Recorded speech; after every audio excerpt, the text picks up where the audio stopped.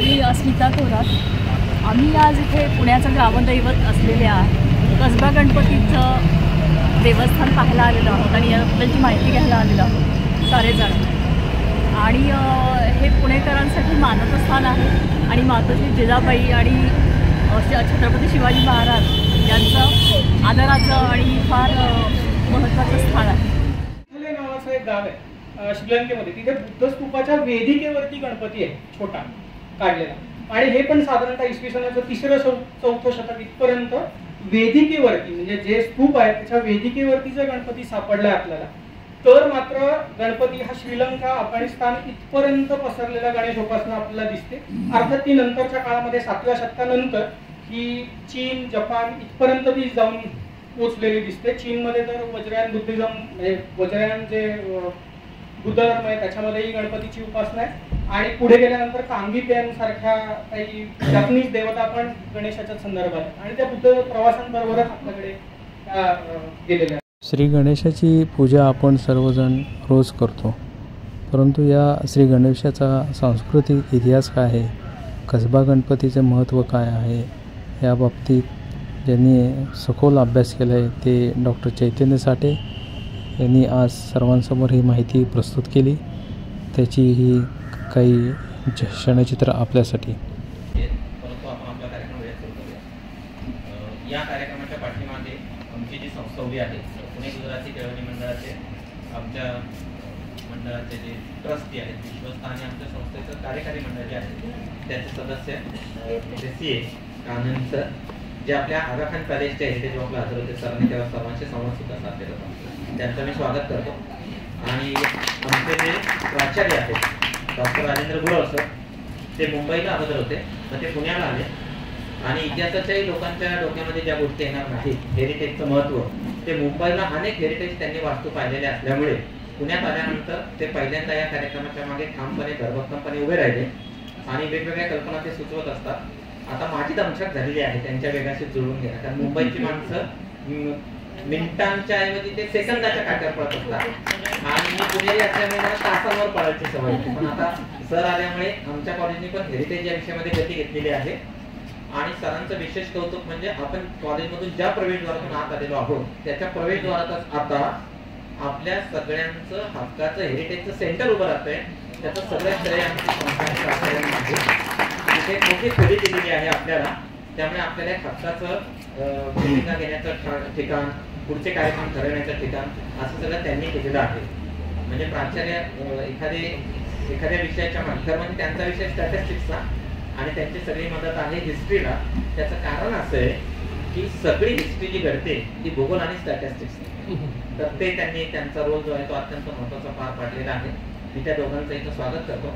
आणि आजचे जे वक्ते आहेत श्री चैतन्य साठे, हे मूळचे संगणक क्षेत्रातले आहेत.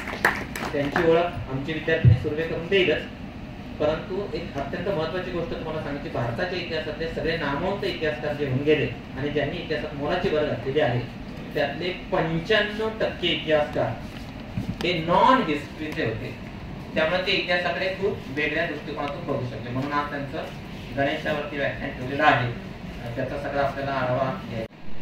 सन्माननीय उपस्थित आणि आजचे प्रमुख पाहुणे श्री साठे सर आणि तसेच ज्यांच्यामुळे हा हेरिटेज वॉक चालू आहे. म्हणजे आम्ही नेहमी सांगतो की पॅन्डेमिकच्या पूर्वी तर शतक झालं होतं आणि आफ्टर पॅन्डेमिक म्हटलं तर 125च्या पुढे आपण असतात. मोर दॅन 200 वीक्स आपण हे काम करत आहोत आणि त्याला एक ओळख असावी, तर ती ओळख आम्हाला शनिवारवाड्याने आपोआप दिलेली आहे. तर शनिवारवाड्याचं HV देसाईचं नातं जोडलं जावं. सर जे म्हटले, सरांचं तर वरच्या 4थ्या फ्लोअरला ते कुठेतरी ऑफिस बघत होते, पण जर 4थ्या फ्लोअरला बाहेरची लोक कधी येतील, तिथे मला तो बाहेर सिक्युरिटी तो अडवेल, आत लोकांना येऊ देणार नाही.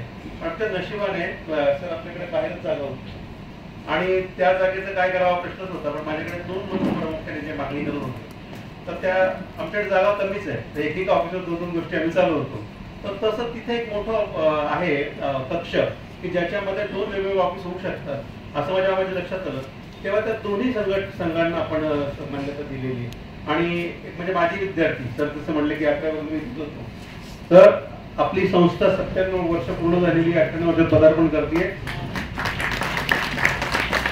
फक्त क्षेत्र विषयाचे माझे विद्यार्थी नाही. आणि ते आता मला सांगत होते की जेव्हा संस्था अस्तित्वात नव्हती तेव्हा जेव्हा गुजराती समाज इथे आला होता तेव्हा पेशव्यांनी त्यांनी काय काय मदत केली असेल तोही आमचा इतिहास आहे. मी राऊत सरांना म्हणतो तोही एकदा खोदून काढा आणि तोही मांडत चला. म्हणजे एच.व्ही. देसाई कॉलेजचं नातं, पीजीके मंडळाचं नातं आणि या पुण्याच्या इतिहासाचं नातं हे एकदा स्पष्ट होईल. नाहीतर तुम्हाला माहितीच आहे की त्याच्यासाठी इतिहास तज्ञ लागतो असं नाही. पण आमचे साठे साहेब तर मला वाटतं माझं त्यांचं कॉलेज एक आहे. आम्ही दोघंही मॉडर्न कॉलेजचे विद्यार्थी आहोत आणि ते कॉम्प्युटर सायन्स मधून आहे. फक्त काय आहे की डेटा सायन्स हा विषय कोणी करायला पाहिजे, तो संख्याशास्त्राने करायचा की कॉम्प्युटरवाल्यांनी करायचा. तो मला वाटतं आमच्याकडून तो विषय त्यांनी बऱ्यापैकी आता ओढून घेतलाय आणि डेटा सायन्स हा विषय कॉम्प्युटरचेच एक पार्ट झालेला आहे. त्याला एक स्टार्ट फ्रॉम स्टॅटिस्टिक्स. तर या सर्व गोष्टी सांगत असताना मला परत एकदा आनंद असा वाटतो की सर जसं म्हणाले राऊत सर की प्रत्येक गोष्ट आमची वेळेत सुरू होते, ती वेळेत सुरू व्हावी, वेळेत संपावी म्हणून मी तुमचा फारसा वेळ घेत नाही. आणि ते वैशिष्ट्य जे या कार्यक्रमामध्ये चालू राहावं म्हणून मी तुमच्या कार्यक्रमाला खूप खूप शुभेच्छा देतो. माझ्या आधीचे काही ठरलेले कार्यक्रम आहेत, मला 10 वाजता बाहेर पोहोचायला पाहिजे, सगळीकडे वेळा पाळणं अवघड होऊन जातं, तर त्या वेळा पाळण्यासाठी मी तुमची रजा घेतो आणि तुम्हाला सर्वांना शुभेच्छा देतो. आज कसबा गणपतीच्या याच्या आशीर्वाद तुम्हाला लाभावेत असं फक्त प्रतिपादन करतो आणि माझे 2 शब्द थांबवतो. जय हिंद, जय महाराष्ट्र. अच्छा, तर सर सांगत होते की किकली, सातारा जवळचं एक किकली नावाचं गाव आहे, तिथे भैरवनाथचं एक मंदिर आहे. तर तिथला एक शिल्प ते साधारण 1942 ते 47 पर्यंत त्याच्यावरती काम चालू होतं. तर त्याच्यावरती कोणी ते आयडेंटिफाय केलं नव्हतं, ते ओळखलं गेलं नव्हतं. तर मी ते आयडेंटिफाय करून त्याचा पेपर आत्ताच भांडारकर असोसिएशनच्या अॅन्युअल जर्नल जे आहे रिसर्च जर्नल त्याच्या 100व्या व्हॉल्यूममध्ये आत्ताच पब्लिश झाला 2 महिने. सर सांगत आता ब्लॉग सुरू करण्यासाठी सुरू करण्यासाठी मी संस्थेचे डॉक्टर राऊत सरांचे आणि आपल्या सगळ्यांचे आभार मानतो की ही संधी मला तुम्ही उपलब्ध करून दिली. आपला आजचा विषय आहे की भारतीय उपखंडातील गणेश उपासना. तर त्याच्या आधी आपण थोडीशी उजळणी करून घेऊ की गणेश देवतेचं उपासनेचा इतिहास जाणून घेण्याच्या अगोदर साधारणतः आपल्याकडे असं मानलं जातं इतिहास या शब्दाची जेव्हा आपण बघतो तेव्हा ती इति अधिक आ अधिक आस असे म्हणजे साधारणतः पूर्वी असं घडलं होतं ज्याच्यावरती आपला पूर्ण विश्वास आहे. तेव्हा आपण जेव्हा सांस्कृतिक इतिहास म्हणून म्हणतो किंवा उपासनेचा इतिहास असा आपण जेव्हा जाणून घेण्याचा प्रयत्न करतो तर त्याला 2 साधन आहेत. एक म्हणजे तुम्हाला साहित्यातनं काही त्याची उदाहरणं मिळतात, साहित्यातनं तुम्ही काही गोष्टी समजून घेऊ शकता. आणि दुसरं म्हणजे पुरातत्वीय काही पुरावे तुम्हाला मिळतात. मग त्याच्यामध्ये तुम्हाला वेगवेगळ्या प्रकारच्या उपासना पद्धती असतील, साहित्यामध्ये आलेली नोंद असेल, नाणी असतील किंवा अशा प्रकारे साधारणतः कसा लांडोळा आपण देशावरती घेऊ. भारतीय उपखंडात गणेश उपासना ही साधारणतः 2000 वर्षाच्या आसपास सुरू झालेली दिसते. ती साधारणतः 700-800 वर्षापासून खूप प्रसिद्ध झालेली दिसते आणि नंतर पुण्याच्या आसपास ती जवळजवळ 700 वर्षापासून त्याच्याही आधीपासून ती चालू आहे हे निश्चित सांगता येतं. तर त्याचे आपल्याला पुरावे काय सापडतात, इतिहास काय सांगतो हे आपण थोडक्यात बघून घेऊया आणि त्याच्यावरनं आपण साधारणतः गणेश उपासना आपल्या आसपास किती जुनी आहे याचा साधारणतः अंदाज आपल्याला मिळू शकेल. तर आपण जेव्हा गणेश उपासना याची जी सुरुवात झाली असं जेव्हा म्हणतो तेव्हा सगळ्यात पहिला जो उल्लेख आपल्याला सापडतो तो थेट ऋग्वेदात सापडतो असं अभ्यासकांना वाटतं. ऋग्वेदाचं जे पहिलं आणि दुसरं मंडळ आहे त्याच्यात ब्रह्मणस्पती सूक्त नावाचं एक सूक्त आहे. म्हणजे तुम्ही जर ऐकलं असेल तर अजूनही ते गणानां गणपती हवामहे नावाचं एक सूक्त आहे.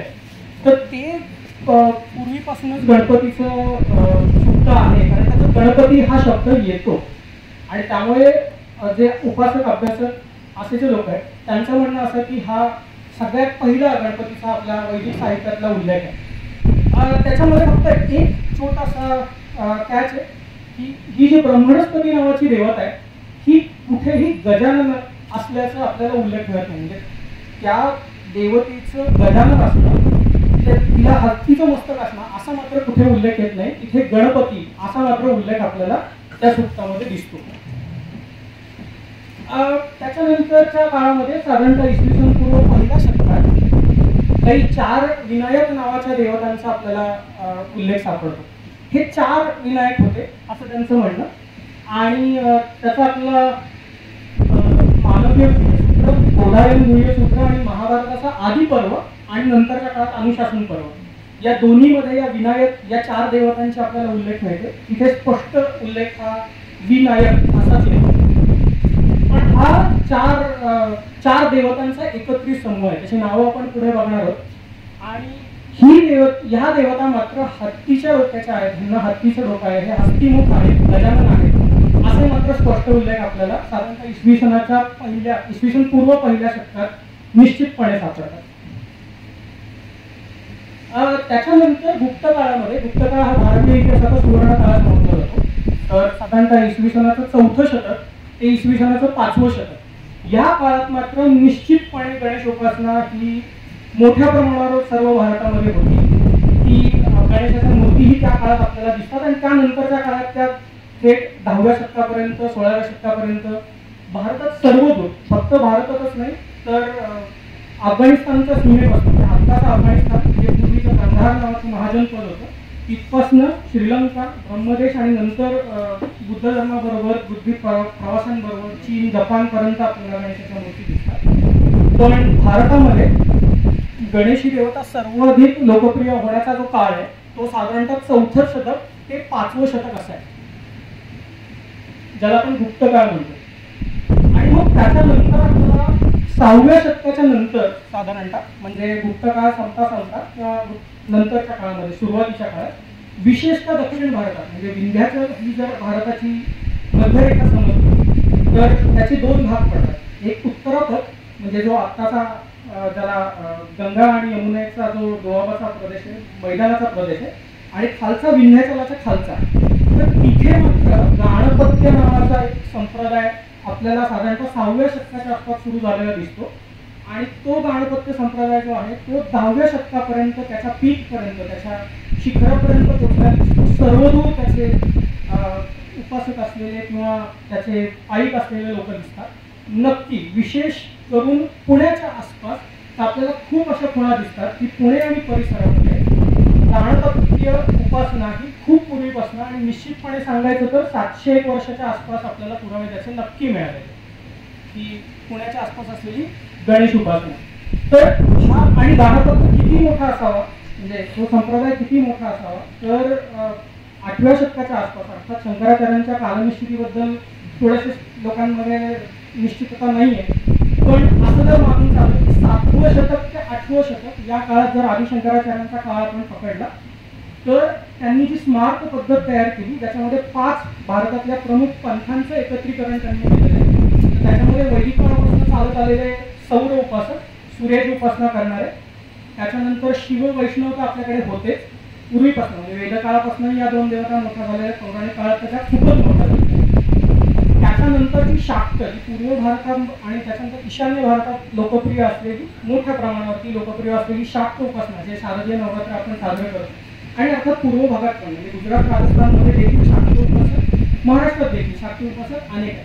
त्यामुळे शाक्त, सौर, शिव, वैष्णव आणि ह्याच्यानंतर 5वा जो पंथ शंकराचार्यांनी स्मार्त पद्धतीत घेतला तो गाणपत्य असेल. त्या काळामध्ये गणपती या देवतेचे उपासक आणि त्याचे मठ आणि ह्या सगळ्या गोष्टी मोठ्या प्रमाणावर लोकप्रिय असणार आहेत आणि गणपती उपासना ही पण त्या काळामध्ये मोठ्या प्रमाणावर भारतात होत असणार आहे. असं साधारणतः 7वे-8वें शतक हे मोठ्या प्रमाणावर आपल्याला झालेलं दिसतं. साधारणतः जर कोणी इथे साहित्याचा अभ्यासक असेल तर साधारणतः गणपती ही देवता सुरुवातीच्या काळामध्ये मोठ्या प्रमाणावरती ही शैव संप्रदायाच्या खाली येणारी देवता होती. कारण तो शिवाचा पुत्र, त्याच्यानंतर त्याच्याशी त्याचा असलेलं सौंदर्यता त्याची आहे आणि साधारण त्याचं जेव्हा वर्णन येतं गणपतीचं सुरुवातीच्या काळातलं म्हणजे तसंच बघायला गेलं तर लौकिक अर्थाने वैदिक काळामध्ये गणपती जो आहे तो शिव आहे. म्हणजे तो त्यांच्या परिवारात शिवपरिवारात बहुतेक सगळेजण गणपती आहेत असं आपल्याला दिसतं. म्हणजे शिव जर विचार केला तर भूतगणांचा पती आहे, तो प्रमथगणांचा पती आहे, तो भैरवगणांचा पती आहे. त्याच्यानंतर कार्तिकेय जो गणपतीचा भाऊ मानला जातो तो देवांचा सेनापती आहे. त्यामुळे देव गणपती पुन्हा तोच आहे. ऋग्वेदातल्या जर रुद्रीय संहिता वगैरे जर तुम्ही बघितली तर मरुद गणांचा पती हा रुद्र समजला जातो. पुन्हा तो तिथे गणपती. सो लौकिक अर्थाने गणपती ही जर संज्ञा तुम्ही बघितली तर गणांचा पती सेनापती या अर्थी तर शिवपरिवारात बहुतेक सगळ्या देवता त्याच्यात येतात. आणि मी जेव्हा म्हणतो की गणेश हा किंवा गजानन हा गुणात्मक रुद्र एकरूप आहे सुरुवातीच्या काळामध्ये, तर तो कसा आपण बघू. तर साधारणतः जेव्हा रुद्रीय संहिता ऋग्वेदाच्या 10व्या मंडलात जी येते, तर त्याच्यामध्ये काही 2-3 रुद्राचं वर्णन करणारे विशेषण येतात. म्हणजे त्याच्यामध्ये सगळ्यात मोठं येतं ते म्हणजे कराट. कराट म्हणजे जो शूर्पकर्ण आहे, हत्तीसारखा कानाचा आहे, पण ही रुद्राची वर्णन आहे, ती गणेशाची वर्णन नाही आहे. त्याच्यानंतर हत्तीमुख असं पण त्याचं वर्णन आहे रुद्राचं, की ज्याला हत्तीचं डोकं आहे. त्याच्यानंतर दंतीन असं पण त्याचं एक वर्णन येतं. म्हणजे अथर्वशीर्षामध्ये तुम्ही सगळ्यांनी तन्नो दंतीत प्रचोदयात असं तुम्ही जर म्हणलं असेल, त्याच्यातला जो दंतीन आहे तो पुन्हा तो एकदंत एकच वेळा असलेला असा आहे. पण वैदिक काळाचा धांडोळा घेतला तर तो रुद्राशी संबंधित आहे. आणि ती समजूत कुठपर्यंत होती तर 16व्या शतकापर्यंत ती होती. सगळ्यांनी शुक्रता आरती म्हणलेली आहे. तर त्याच्यातही अजूनही सरळ सोंड, वक्रतुंड, त्रिनयना असं त्याचं वर्णन आहे. अजूनही गणपतीचं वर्णन त्रिनयना असं आहे की ज्याला 3 डोळे आहेत. तिथपर्यंत ती शिवाशी एकरूपता त्याची पुढेपर्यंत दिसून येते. पण नंतरच्या काळामध्ये पंथामध्ये गणेश हा जेव्हा सगुण ब्रह्माकडे गेला तेव्हा मात्र तो वेगळी देवता म्हणून एस्टॅब्लिश झाला. तो शिवाच्या पॅन्थियॉनमधनं, शिवाच्या प्रभावातनं थोडा बाहेर आलेला आपल्याला दिसतो.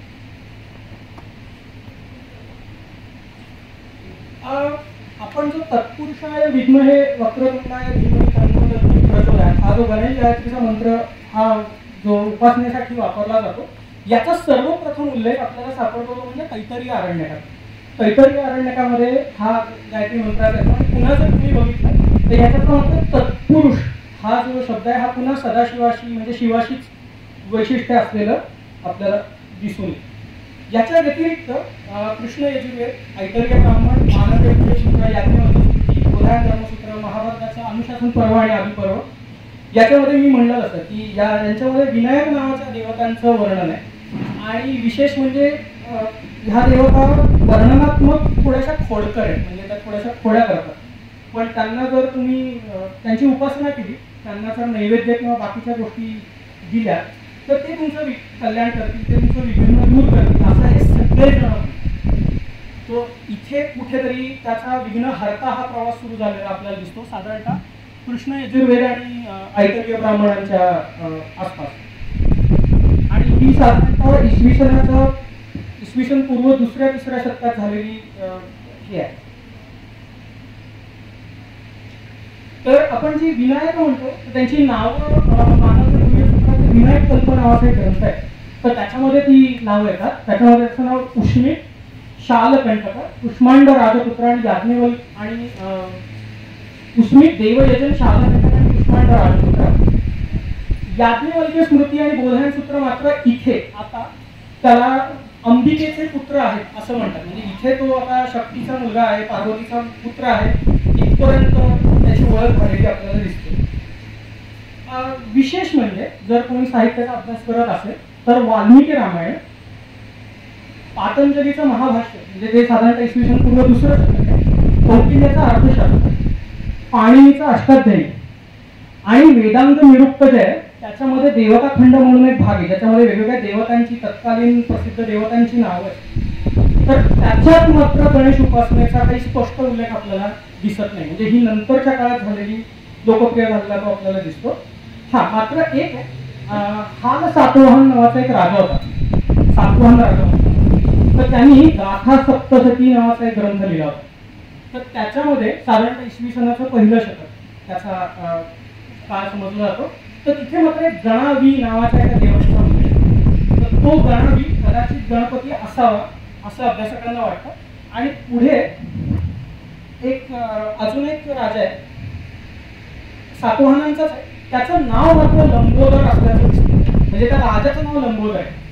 ज्या अर्थी गणेशाची विशेषणं ही राजांची नावं म्हणून यायला लागतात त्या अर्थी ही देवता त्या काळामध्ये अत्यंत लोकप्रिय आहे हे आपल्याला दिसून येतं. तर त्यामुळे राजाचं नाव हे लंबोदर असणं हे त्या काळात गणपती उपासना त्या काळात प्रसिद्ध असावी का असं सांगण्यासारखं. तर साधारणतः पौराणिक किंवा इतर साहित्याचा आपण जर विचार केला तर 2 महत्वाची पुराणं आपल्याला दिसतात. एक म्हणजे गणेश पुराण, दुसरं म्हणजे मुद्गल पुराण. तर पण परंपरेमध्ये ही दोन्ही पुराणं नंतरच्या काळात असल्यामुळे त्याला अर्धपुराणाचा दर्जा आहे, ती महापुराणात धरत नाहीत. म्हणजे गणपतीच्या कथा या महापुराणात येतात. गणपती ही देवता ही इतर पुराणांमध्ये महापुराणांमध्ये आहे, पण फक्त गणपतीला दिलेली 2 पुराणं जी आहेत ती म्हणजे गणेश आणि मुद्गल अशी ती 2 पुराणं आहेत. आणि त्याच्यामध्ये वेगवेगळी वर्णन आहेत. म्हणजे गणेश पुराणातला जो क्रीडाखंड आहे त्याच्यामध्ये गणपतीचे अवतार कार्य, गणपतीचे वेगवेगळ्या प्रकारचे अवतार लीला या सगळ्या क्रीडाखंड आहेत. आणि उपासना खंडामध्ये त्याची उपासना कशी करावी, व्रतकैकल्य कुठली करावी, तिथी कुठल्या पाळाव्यात, म्हणजे संकष्टी किंवा कुठली चतुर्थी करावी का, आणि ती कशा पद्धतीने करावी, इतर कुठल्या गणपतींची उपासना करावी, हे साधारणतः उपासना खंड आहे. आणि याच्यामध्ये एक विशेष म्हणजे गणेश गीता म्हणून एक त्याच्यामध्ये येतो की ज्याच्यामध्ये गणेश हा तत्वज्ञान हे भक्तांना सांगतो. सो हे साधारणतः भगवद्गीतेच्या अनुषंगाने जाणारं काव्य आहे, गीतच आहे. आणि ज्याच्यामध्ये म्हणजे भगवद्गीतेमध्ये श्रीकृष्णाची जी भूमिका आहे तीच गणेश गीतेमध्ये स्वतः गणपतीची भूमिका असल्याची दिसते. आणि त्याच्यातनं तो वेगवेगळ्या प्रकारचं तत्वज्ञान सांगतो. हे आपल्याला गणेश पुराणात दिसतं. म्हणजे इथपर्यंत अहम ब्रह्मास्मी किंवा तत्वम असी ह्या प्रकारे गणेशाचं स्वरूप हे झालेलं दिसतं. किंवा अथर्वशीर्षातलं त्वं प्रत्यक्षम ब्रह्मासी हे जे वर्णन आहे, तर हे साधारणतः गणेश पुराणात त्याचं सार सापडतं. म्हणजे सगुण ब्रह्म असणं आणि तो सर्व मोठातला मोठा ब्रह्म म्हणजे परब्रह्मच तो असणं हे गणेश पुराणात एस्टॅब्लिश करतात. आणि त्यामुळे त्यांचं जे उपनिषद आहे ज्याला अथर्वशीर्ष उपनिषद म्हणतात, जे उपनिषद आहे जे वेदांचा आधीचा भाग नव्हता पण नंतरच्या काळामध्ये ते त्याच्यामध्ये घातलं गेलं. आणि मुद्गल पुराणात मात्र गणेशाच्या संदर्भातले कर्मकांड आणि अवतार वेगवेगळ्या म्हणजे इथे गणेशाचे वेगवेगळे अवतार पण झालेले आपल्याला दिसतात. म्हणजे सत्ययुगामध्ये हेरंब, त्याच्यानंतरच्या काळात मयुरेश्वर, मधुंगर वगैरे असे वेगवेगळे अवतार, त्यांची वाहनं आणि त्यांची शस्त्र हेही वेगवेगळ्या प्रकारे आपल्याला झालेली दिसतात. तर त्याची मुख्यतः वर्णनं मुद्गल पुराणात आलेली आपल्याला दिसून येते.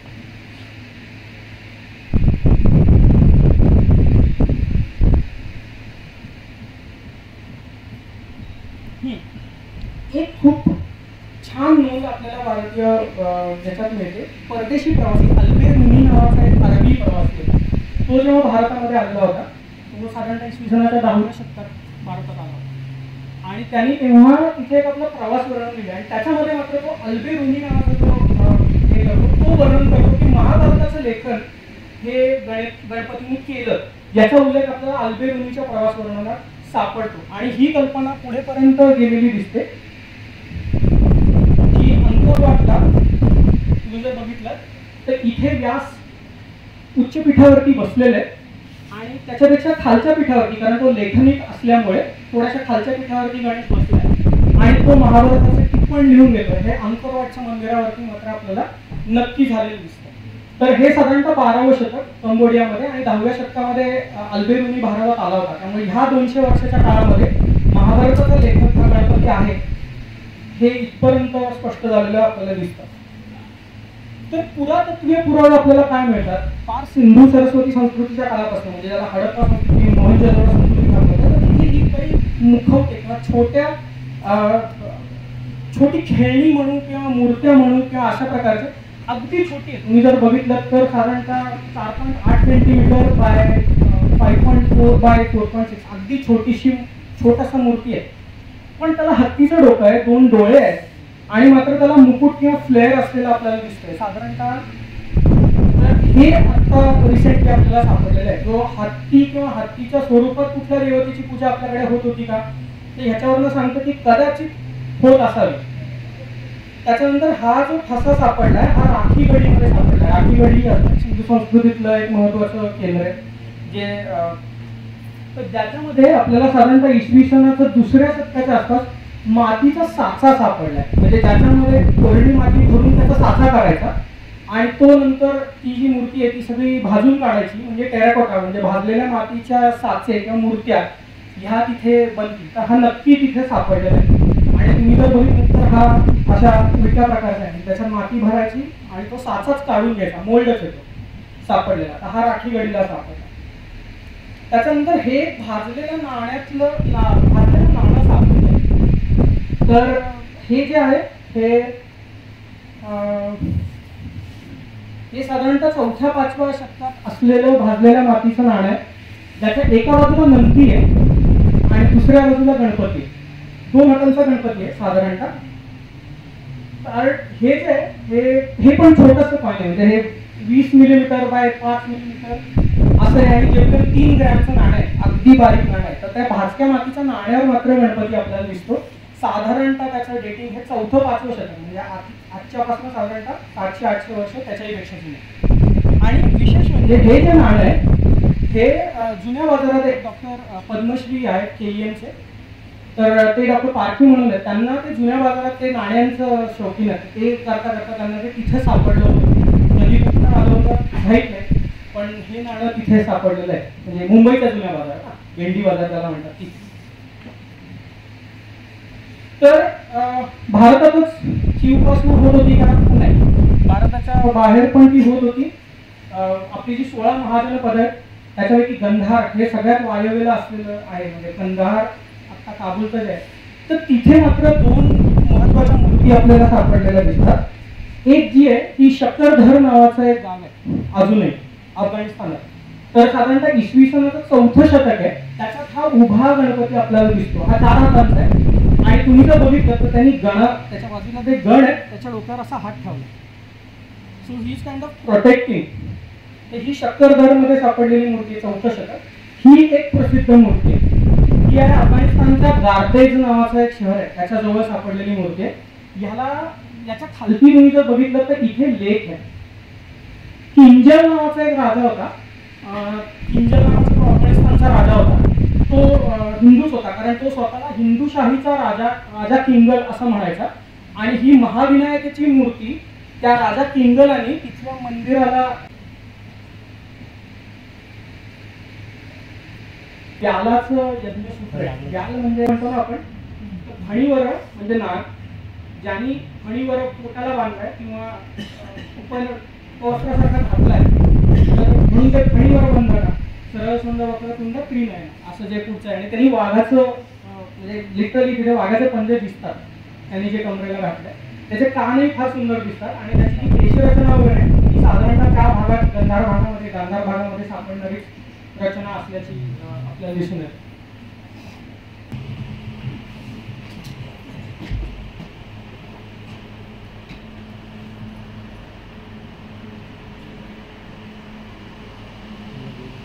मध्ये पण आपल्याला अनेक भाजक्या मातीच्या मूर्ती मिळालेल्या आहेत. एक मिहिनथले नावाचं एक गाव आहे श्रीलंकेमध्ये. तिथे बुद्ध स्तूपाच्या वेदिकेवरती गणपती आहे छोटा काढलेला. आणि हे पण साधारणतः इसवी सनाचं 3-4 शतक इथपर्यंत वेदिकेवरती, म्हणजे जे स्तूप आहे त्याच्या वेदिकेवरती जर गणपती सापडलाय आपल्याला, तर मात्र गणपती हा श्रीलंका अफगाणिस्तान इथपर्यंत पसरलेला गणेश उपासना आपल्याला दिसते. अर्थात ती नंतरच्या काळामध्ये 7व्या शतकानंतर ही चीन, जपान इथपर्यंत ती जाऊन पोचलेली दिसते. चीनमध्ये तर वज्रयान बुद्धिझम म्हणजे वज्रयान जे बुद्ध धर्म आहे त्याच्यामध्ये ही गणपतीची उपासना आहे. आणि पुढे गेल्यानंतर कांगीपेन सारख्या काही जपनीज देवता पण गणेशाच्या संदर्भात आणि त्या बुद्ध प्रवासांबरोबरच आपल्याकडे गेलेल्या आहेत. गणपती असं म्हणलं जातं की साधारणतः ज्या ग्रामदेवता आहेत, ज्या संरक्षक देवता आहेत, ह्या साधारणतः फियर्स असतात, म्हणजे या थोड्याशा भयावह असतात. म्हणजे खंडोबा, रोकडोबा, मसोबा, रवळोबा, ज्योतिबा असे जे भैरव संप्रदाय म्हणजे भैरवांकडे जाणारे, कारण ते संकटापासून रक्षण करणारे देवते, तसे ग्रामदेवता असतात. तर मग पुण्याचं ग्रामदैवत आपलं श्री कसबा गणपती आहे.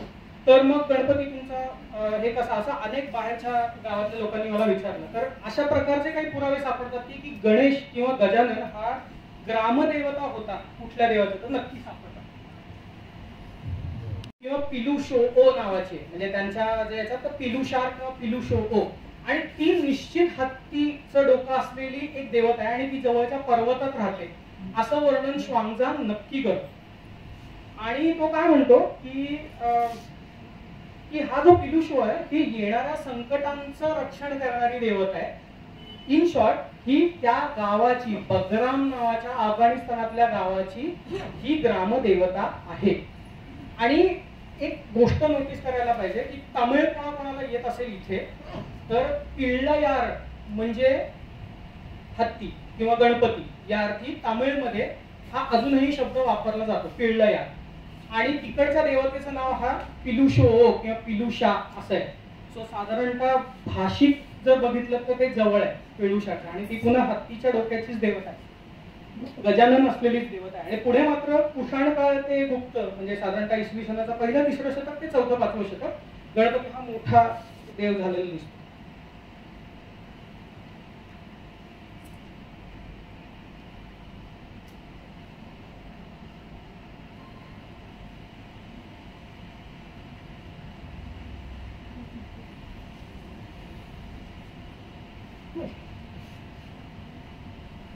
ह्या दोन नाणीच सापडली याच्यावरती, चांदीची नाणी आहेत. तर पहिलं जे नाणं आहे ते वायव्य भारतात इंडो बॅक्ट्रियन नावाचे राजे राज्य करत होते. हे बॅक्ट्रिया म्हणजे भारताच्या वरती साधारणतः असलेला भाग येतो. तिथे इसवी सन पूर्व 190ला एक युरोक्लॅटिस नावाचा राजा होता. त्याचं एक नाणं सापडलं की हत्तीवरती बसलेला हत्तीच्या डोक्याचा एक संरक्षक देव आहे, त्याचं चांदीचं नाणं आहे. आणि दुसरं जे आहे ते ग्रीक राजा होता तिथेच पुन्हा वायव्य भारतात काम करणारा, त्याचं नाव हर्मीस असं होतं. तर त्याच्याही एक हत्तीचं डोकं आणि हातामध्ये वज्र घेतलेल्या एका देवतेची चांदीची नाणीच सापडलेली आहे. सो तोपर्यंत गजानन असलेल्या देवतेचं ग्रामदैवत असणं हे तोपर्यंत प्रसिद्ध झालेलं होतं. तर ह्या काही सुरुवातीच्या गणेश प्रतिमा आहेत. नंतरच्या काळामध्ये उदयगिरी गुंफा असतील, मुंबईच्या घारापुरीच्या जे असतील, ऐहोळ्याच्या रावणखाडीच्या हे असतील, किंवा आपल्या वेरूळच्या असतील, तर तिथे 2 हातांचा आत्ताचं जसं वर्णन येतं बालगणपतीचं साधारणतः तशा मूर्ती आपल्याला दिसतात. अर्थात त्यानंतर मध्य प्रदेश वगैरे मध्ये वेगवेगळे अवतार आहेत. तर त्याच्यामध्ये सगळ्यात मोठा त्यांचा जो मानला जातो तो म्हणजे हेरंब अवतार मानला जातो. त्याला 5 डोकी आहेत, जो सिंहावरती बसतो वगैरे. तर त्याचं सगळ्यात प्राचीन मंदिर वाराणसीमध्ये.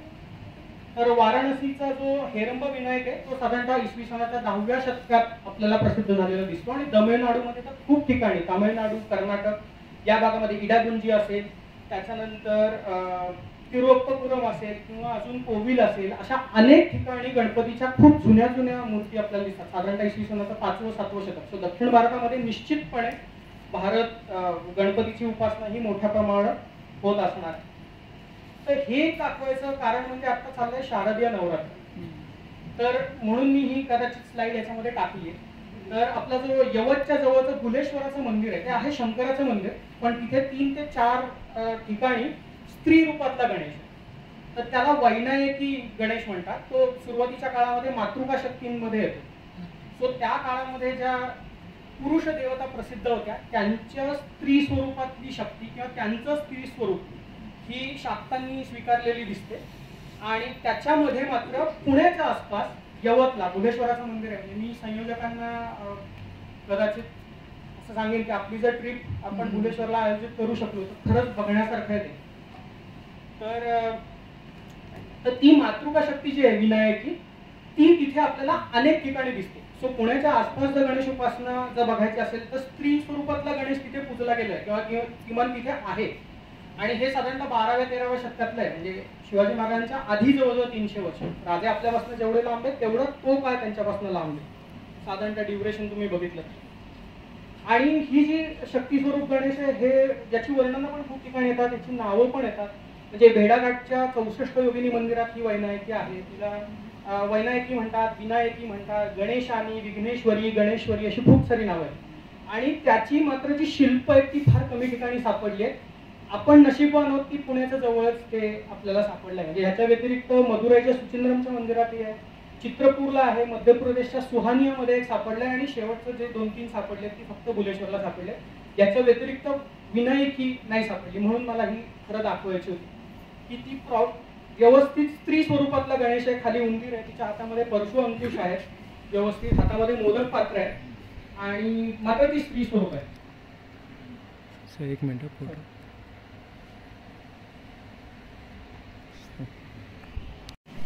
याच्यामध्ये. आणि तो गणपतीला सगुण ब्रह्म मानणार आहे. म्हणजे आत्ताच्या ज्या काही उपासना आपल्याला आसपास दिसतात त्या बहुतेक सगळ्या गणपत्यांकडनंच किंवा गणपत्यांनीच रुजू घातलेल्या परंपरा आहेत. म्हणजे त्याच्यामध्ये संकष्टी चतुर्थीचा उपास असेल, माघी चतुर्थीचा उपास असेल, अंगारकी चतुर्थीचा उपास असेल, त्याच्यामध्ये अनेक वेगवेगळे उपसंप्रदाय आहेत. म्हणजे हरिद्रा, महागणपती, शक्ती गणपती वगैरे वगैरे. पण ती उपासनेचे भेद आहेत ते वेगवेगळे. पण साधारणतः आपण जी प्रथा परंपरा ज्या आहेत त्या गणपत्यांच्या आहेत असं आपल्याला दिसतं.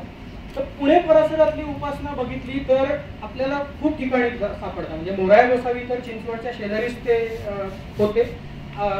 ते गणपत्यातले खूप मोठे सत्पुरुष समजले जायचे. तुम्ही जर चिंचवडचं गणपती मंदिर कधी बघितलं असेल तर तिथे त्यांच्याच संप्रदायातल्या अनेक लोकांच्या समाधी आहेत आणि त्या समाधीवरती गणपती आहे. म्हणजे झोपलेल्या गणपतीच्या स्वरूपात त्या सगळ्या समाधी आहेत. म्हणजे त्यांचं पुन्हा गणेश रूपात विलीन होणं, त्यांनी समाधी घेतल्यानंतर त्यांचं एकस्वरूप होतं. म्हणजे गणेशाची एकस्वरूप होणं ही जी कन्सेप्ट आहे, ही जी संकल्पना आहे, ही तिथे आपल्याला दिसते. तर मोरया गोसावी म्हणजे असं म्हणतात, असं मानलं जातं की आपला जो गणपती बाप्पा मोरया हा जो जयघोष आहे त्याच्यापैकी शेवटचा जो मोरया आहे तो असं परंपरेने मानतात की तो कदाचित मोरया गोसावींना नाव घेण्यासाठी असावा, असंही लोकांचं म्हणणं आहे. आता आणि अजून जर तुम्ही बघितलं तर चिंचवडचं गणपती मंदिर हे मध्ये ठेवून तुम्ही जर बघितलं तर अष्टविनायक त्याच्या बरोबर 8 दिशांनी. म्हणजे मी आधी सुरुवातीला बघत होतो की पुणे, कारण मी पुण्यात असल्यामुळे मी पुण्यामध्ये ठेवून ते अष्टविनायकाची यात्रा बघत होतो. पण नंतर तुम्ही जर मॅप बघितला तर ते चिंचवडला केंद्रस्थानी ठेवून, कारण ते मोठं गणपत्यांचं स्थान असल्यामुळे त्याच्या 8ही दिशांचे विनायक आहेत आणि ती तशी स्थान निश्चिती केलेली आहे. आणि त्यांच्यामध्ये अर्थातच त्यांच्या अवतार कथा आहेत, त्यांच्या व्रतकथा आहेत आणि त्यानंतरच्या काळात खूपच प्रसिद्ध झालेल्या आपल्याला दिसतात. तर हा, आणि अजून एक महत्वाचा उल्लेख म्हणजे तुम्ही जर कधी त्रिशुंड्या गणपतीकडे गेला, त्रिशुंड्या गणपती पण पुण्यातलं एक खूप वेगळं आणि असं गणपतीचं स्थान आहे. तर तिथे जाताना बाळोबा मुंजोबा नावाचा एक मुंज आहे उजवीकडे. आता त्याला एक छोटी देवडी बांधली. त्याच्या परिसरामध्ये एक वीरगळ सापडला. वीरगळ म्हणजे मेमोरियल स्टोन. एखादा कोणी म्हणजे कल्लू हा कानडी शब्द आहे. कल्लू म्हणजे काळा दगड आणि तो वीरांच्या नावाने उभा केला की वीरगळ. तर त्याच्यावरती गणपतीचं चित्र आहे इथे, तो बघायला मिळतो. आणि साधारणतः वीरगळचं साधारणतः स्वरूप असं असतं की काहीतरी करताना, म्हणजे युद्ध करताना किंवा काही करताना वीराला मृत्यू आला तर त्याच्यानंतर तो त्याच्यात हुतात्मा होतो. त्याला अप्सरा किंवा देवगण हे त्याच्या इष्टलोकी घेऊन जातात आणि वरती तो त्याच्या इष्टदेवाची पूजा करतो. अशी साधारणतः ती स्टोरी बोर्ड असते. खालती वरती म्हणजे खालनं वरती ती वाचायची असते. बहुतेक वेळा जे वीरगळ आहे तिथे वरती शिवलिंग दिसतं, कारण बहुतेक सगळे लोक शिवाचे उपासक तिथे असले पाहिजे. पण इथे मात्र त्या वीरगळावरती गणपती आहे. तसाच गणपती बाणेरचं जे सोमेश्वराचं मंदिर आहे त्याच्या परिसरात आहे. तिथे 4 बाजूंनी कोरलेला वीरगळ आहे आणि 2 बाजूंना त्याच्या गणपती आहे. सो निश्चित गणपती उपासक असलेले लोक इथे होते. त्यांचे इष्टदेव हा गणपती होता आणि ते सैन्यातही भाग घेत असत आणि नंतर ते हुतात्मा झाल्यामुळे त्यांच्या इष्टदेवापर्यंत म्हणजे गणपतीपर्यंत ते पोहोचलेत असं सांगणारे निश्चित पुरावे आपल्या आसपास आहेत. सो गणपती उपासना ही पुणे परिसरात तर खूप पूर्वीपासून होती. तशीच गोष्ट म्हणजे पेशवे काळात तर अर्थात कळसाध्याय गाठला, कारण खूप लोकांनी तेव्हा गणपतीची देवळं पुण्याच्या आसपास आली. म्हणजे जाईचा गणपती असेल, गुंडाचा गणपती असेल, गुपचूप गणपती असेल, माती गणपती, मोदी गणपती, खूप सारे जुने जुने गणपती पुण्यामध्ये आहेत, होते, अजूनही आहेत. त्याची नावं पण फार इंटरेस्टिंग. तर मात्र कसबा गणपती म्हणजे जिथे आता आपण जाणार आहोत, मला माहिती वेळ संपत आली कदाचित आपली, तर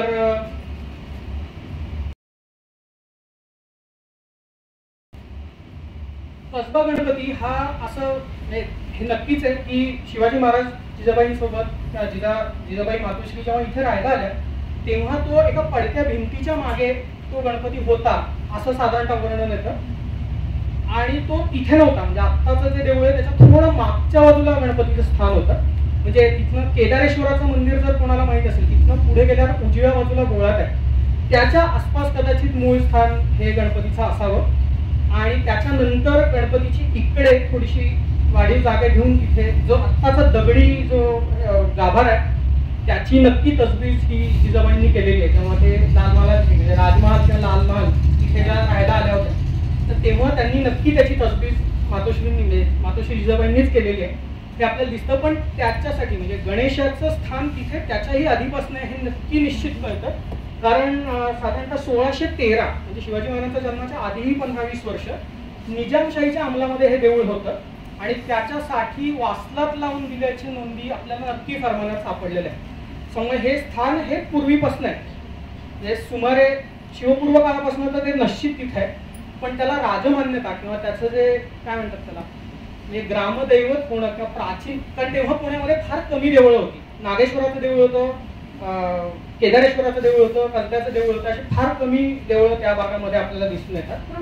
आणि प्रत्यक्ष जिजाबाईंनी तिथे हे दिली होती, म्हणजे काय म्हणतात त्याला, त्याची जीर्णोद्धाराची सोय तिथे केलेली होती. तेव्हापासून तो निश्चित, आणि असंही म्हणतात की त्याला जयती गणपती पण म्हणायची पद्धत आहे, म्हणजे त्याचं नाव जयती गणपती आहे. असं म्हणतात की मोहिमेला जाताना प्रत्यक्ष शिवाजी महाराज किंवा इतरही जाताना, मोहिमेला जाताना त्याचं दर्शन घेऊन जात असत, तर त्यामुळे त्याला जयती गणपती म्हणतात, अशी ही एक कथा आपल्याला दिसून येते. आजही त्याच्या जर तुम्ही चांदीच्या मखरावरती बघितलं तर श्री जयती गणपती किंवा श्री जयती गजानन असंच आहे. पण पत्रामध्ये मात्र आपण बघूयात ते पुढे, तर पत्रामध्ये मात्र कसबा गणपतीचं मूळ नाव जे आहे, म्हणजे त्या गणपतीचं नाव श्री मोरया असं दिसतं. बऱ्याच वेळा श्री मोरया असं त्याचं नाव दिसतं. आणि त्याच्यानंतरच्या काळात म्हणजे शिवरायांच्याच काळात त्याचं नाव जयती गजानन असं झालेलं दिसतं. तो जय देतो, विजय प्राप्त करून देतो, म्हणून त्याचं नाव जयती गजानन असं आपल्याला दिसतं. पण पत्रामध्ये बहुतेक करून श्री मोरया असंच त्यांना, म्हणजे श्रींना संबोधलंय असं दिसतं. याच्यातले 2-3 म्हणजे आता जर बघितलं तर 3 मजली मंदिर आहे. आपण जाताना बघू 3 मजली मंदिर आहे. त्याच्यातला जो दगडी गाभारा आहे हा जिजाबाईंनी दिलेला आहे, तो तसाच आहे. त्याच्यानंतर बाहेरची एक चांदीची महिरप आहे, ती नव्या पुलाच्या हेरिटेज वॉकला बहुतेक आपण सगळे असाल काही.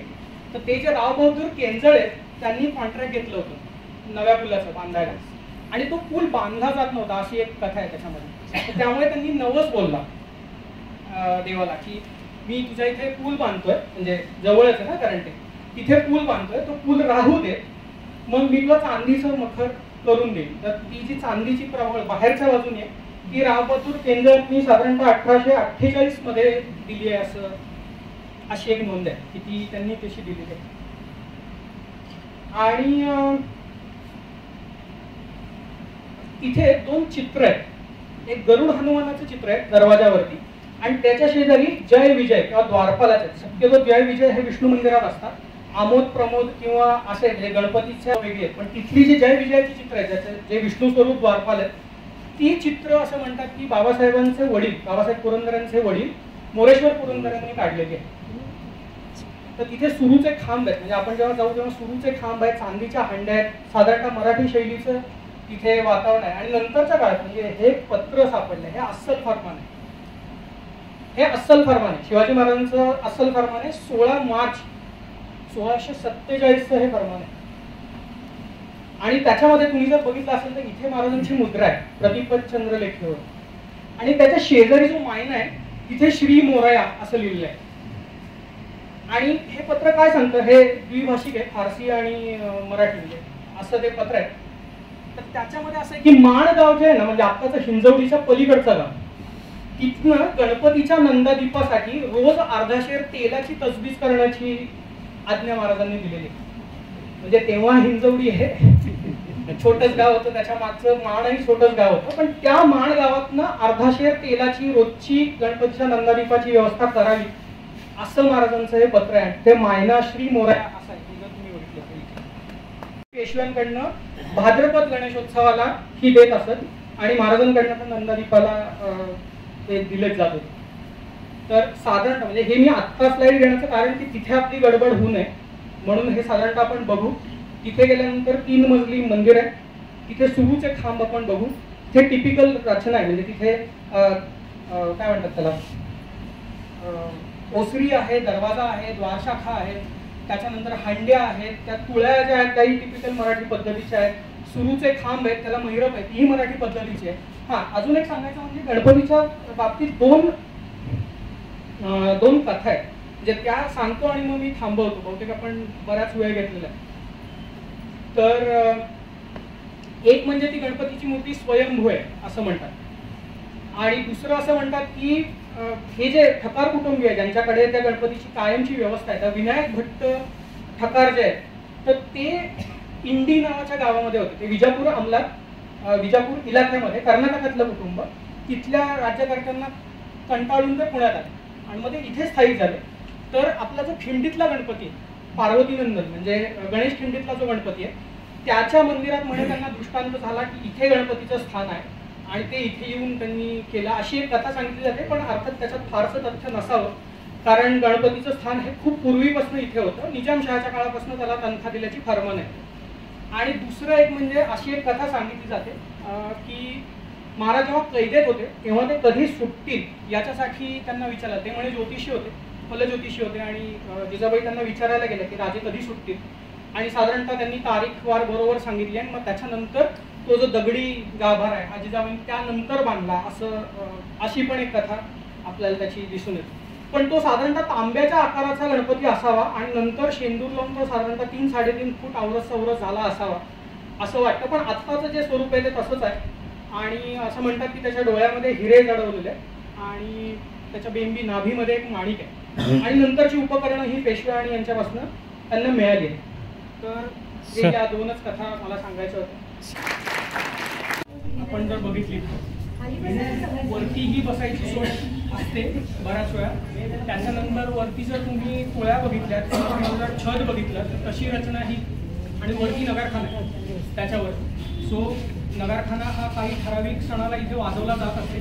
त्याला काही म्हणजे त्याच्या मेंटेनन्ससाठी, त्याच्या रखरखावासाठी काही पैसेही म्हणजे काही निधी हा तत्कालीन राज्यकारकांकडनं दिला जात असे, विशेषतः पेशव्यांकडनं तो मिळत असे. तुम्ही जर बघितलं तर ह्याच्या कमानी आहेत याही मराठी पद्धतीच्या आहेत. म्हणजे तुम्ही जर बघितलं तर ओसरी, त्याला असलेले कोनाडी, त्याच्यानंतर त्या तुळ्या या मध्य युगातल्या आहेत. त्याच्यानंतर हा भाग आहे. आता माझ्या समोर ही जी रचना आहे त्याला व्यासपीठ म्हणतात. जर कथा करायची असेल तर गणपतीच्या समोर बसून करा. तर साधारणतः ही गणपतीच्या समोर असते आणि त्याच्या समोर देवळी असते. इथे जर बघितलं तर हा उंदीर आहे केलेला आहे आणि मागे जी आहे ती दीपमाळ आहे. काही देवळ्याही या परिसरामध्ये आहेत.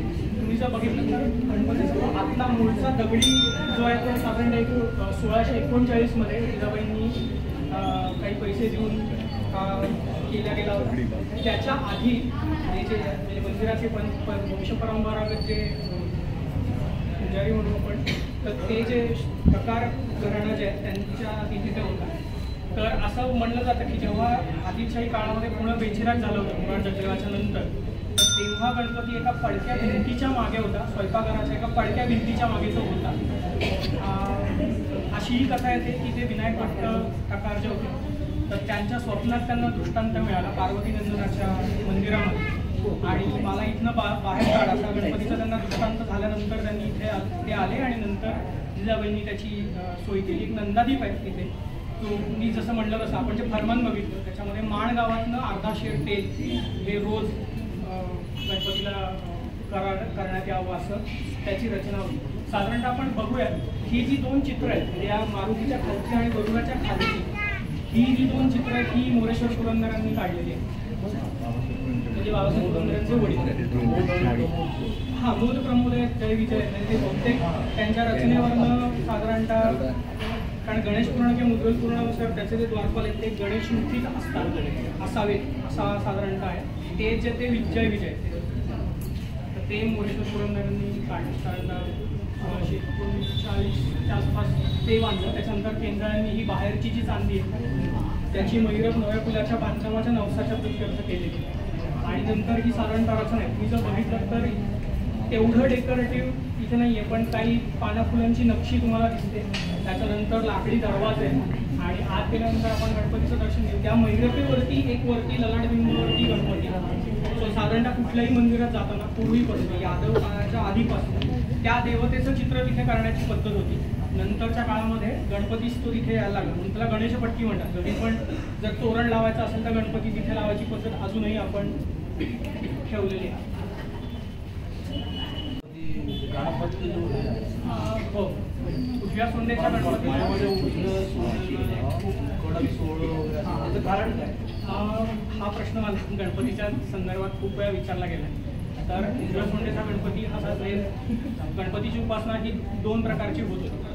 साधारणतः एक होत होती ही दक्षिणावर्ती पद्धत म्हणत होती आणि एक होती ती वामाचारी पद्धत किंवा तांत्रिक पद्धत ही होती. तांत्रिक म्हणजे याचा अर्थ जादूटोणा किंवा या संदर्भात नाही, तर सिद्धी प्राप्त करून घेण्यासाठी गणपतीची किंवा कुठल्याही इष्टदेवतेची केली गेलेली उग्र साधना म्हणजे तांत्रिक साधना असते. तर ती साधारणतः दक्षिणावर्ती जी पूजा आहे ज्याच्यामध्ये 2 प्रकारे पूजा केली जाते. एक ध्यान स्वरूप की मी गणपतीचं ध्यान करतो आणि नंतर त्याचं पुढे म्हणजे सगुण ब्रह्म या स्वरूपामध्ये माझी त्याची पूजा होते. दुसरी म्हणजे जी षोडशोपचारे आपण पूजा करतो ती म्हणजे जेणेकरून त्याला काही फुलं, वस्त्र, अभिषेक, गंधाक्षत, पुष्प जे काय असेल ते सगळं घेऊन जे करतात ती.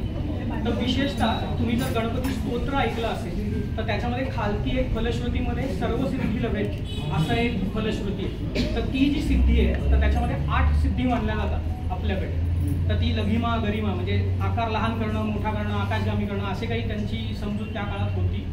आणि ती प्राप्त करून घेण्यासाठी अशा प्रकारे उजव्या सोंडेच्या गणपतीची पूजा ही केली जात असे. आणि त्याचे त्याची जी पूजा आहे ती थोडीशी कडक असल्यामुळे, कडक म्हणजे त्यांचे नियम आणि हे खूप कडक असल्यामुळे, कारण त्याच्यात अनुष्ठान येतं.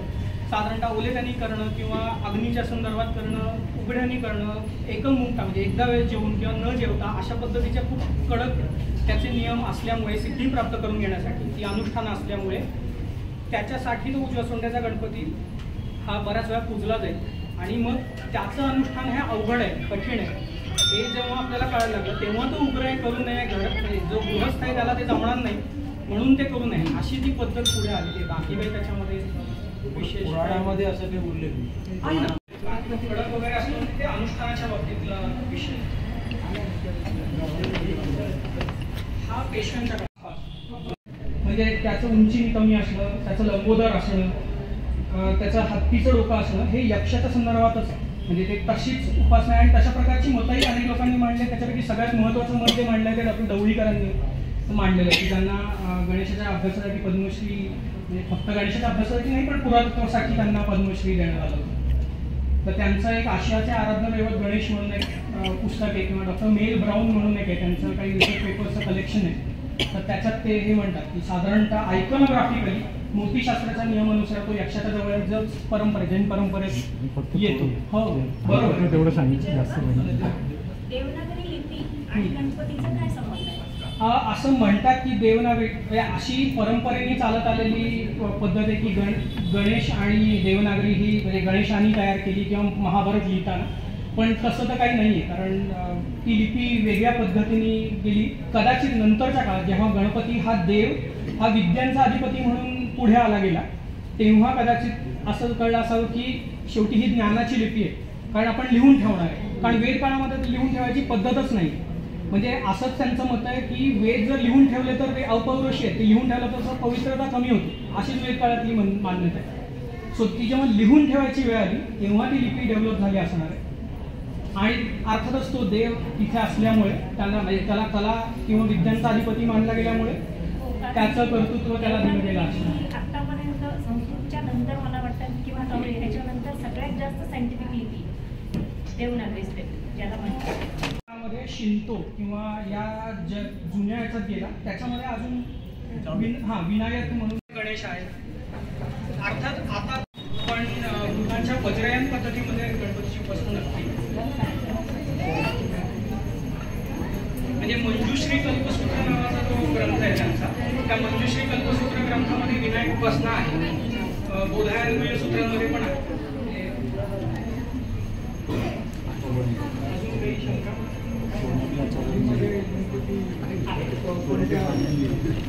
बालीमध्ये तो साधारणतः 10व्या शतकाच्या आसपास बालीमध्ये तो प्रवाशांबरोबरच गेला, सगळ्यात प्रसिद्ध मानला जातो. आणि चिंतामणीला स्वतः त्या गोष्टींनी तपश्चर्या केली, त्यामुळे ते 2 तर पहिल्या 2 येतातच आणि मग त्याच्यानंतर ते सगळे येतात. पण पहिले 2च फक्त त्यातल्या महत्वाचे, मोरेश्वर, मोरगाव